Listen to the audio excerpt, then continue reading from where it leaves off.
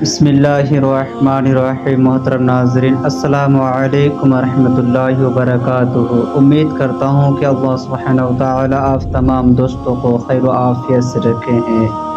حضرت محمد مصطفیٰ صلی اللہ تعالی علیہ وسلم ارشاد فرماتے ہیں کہ بنی اسرائیل میں 3 آدمی تھے، جن میں سے ایک گنجا اور دوسرا کوڑھی اور تیسرا اندھا تھا۔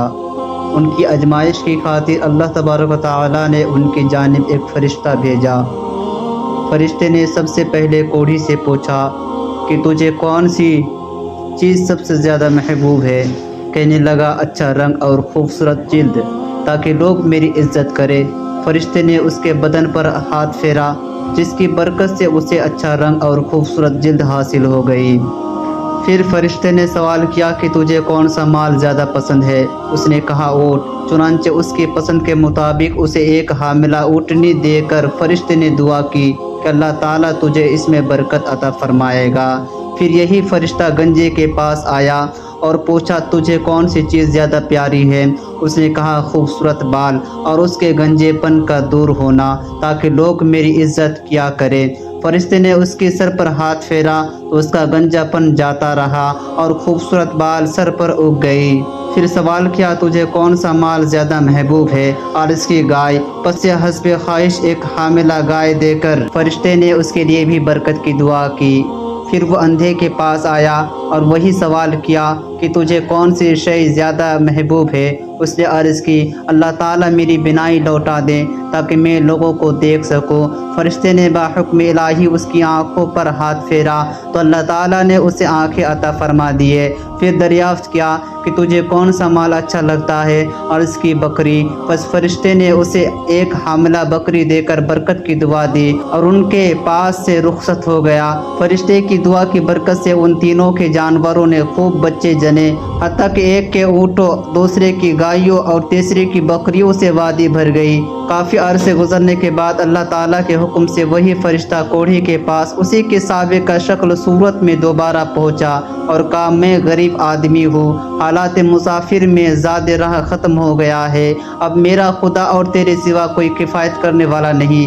میں تجھ سے اس خدا کے نام پر سوال کرتا ہوں کہ جس نے تجھے اچھا رنگ، اچھی جلد اور اونٹ عطا فرمائے ہیں، مجھے منزل مقصود تک پہنچنے کے لیے اسباب مہیا کر دے۔ کوڑھی نے جواب میں معذرت کرتے ہوئے کہا میں تجھے کچھ نہیں دے سکتا، کیونکہ میں نے بہت سے دوسرے لوگوں کے حقوق بھی ادا کرنی ہوتی ہے۔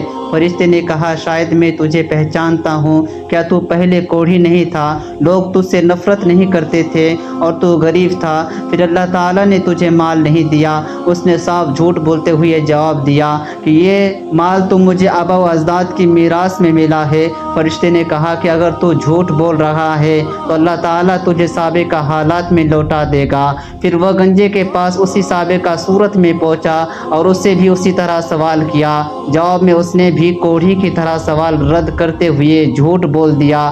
فرشتے نے اسے بھی بد دعا دیتے ہوئے کہا کہ اگر تو جھوٹ بول رہا ہے تو اللہ تعالیٰ تجھے تیری پہلی حالت پر لوٹا دے گا۔ پھر آخر میں یہ فرشتہ اندھے کے پاس اسی سابقہ حالات میں پہنچا اور وہی سوال کیا۔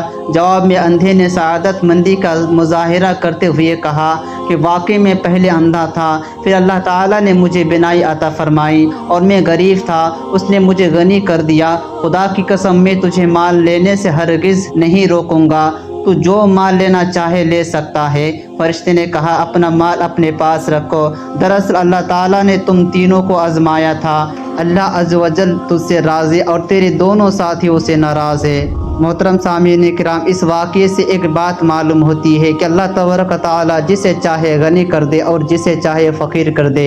اللہ تبارک و تعالیٰ کسی کو زیادہ مال دے کر کے آزماتا ہے تو کسی کو غریب بنا کر آزماتا ہے۔ تو بس اللہ تعالیٰ پر بھروسہ رکھے اور صبر کرے، انشاءاللہ تعالیٰ سب کچھ خوشحال ہوگا۔